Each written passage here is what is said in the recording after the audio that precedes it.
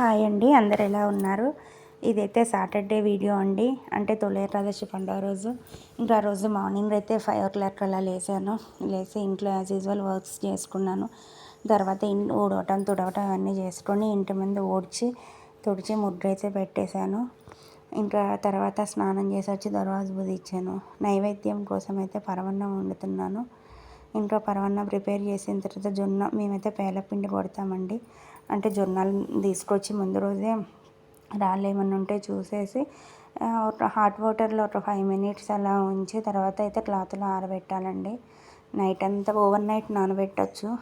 Over night ఆరబెట్టేశాను నేనైతే. కానీ ఒక 1/2 hour 1 hour ఆరబెట్టినా సరిపోతుంది. తర్వాత ఇంకా జొన్నల్ని పేలాలు చేసేసుకొని పేలపిండి అయితే ప్రిపేర్ చేస్తున్నానండి. మొత్తం పేలపిండి బరకగా చేసిన తర్వాత సగం పిండిని జార్లోనే ఉంచేసి బెల్లం యాడ్ చేసుకోవాలి.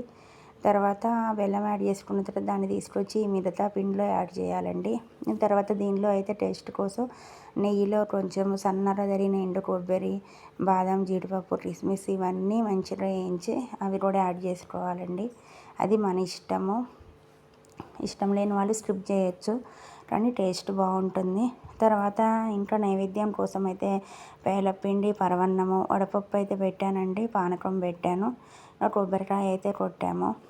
ఇంకా అక్కడంతా నైవేద్యాలన్నీ అయిన తర్వాత పూజ కోసం అయితే పూజ చేద్దామని అయితే కూర్చున్నానండి. ఇంకా పూజ అయితే ఇలా చేస్తాను. పేపర్స్ అలాంటివి వేయటం అయితే మానేశానండి నేను 2 years నుంచి. Red cloth and yellow cloth Venkateswara స్వామికి ఈ 2 యూజ్ చేస్తాను. ఇంకా ఆ రోజైతే రెడ్ క్లాతే వేసానండి. ఎల్లో క్లాత్ వాష్ చేసింది, సో అదైతే వేయలేదు. ఎందుకంటే ఆ పేపర్స్ వేయటం దానిలో ఉన్న నెగిటివ్ ఎనర్జీ అన్నీ తీసుకుంటాయని అంటున్నారు. అందుకని పేపర్స్ వేయటం మానేశాను.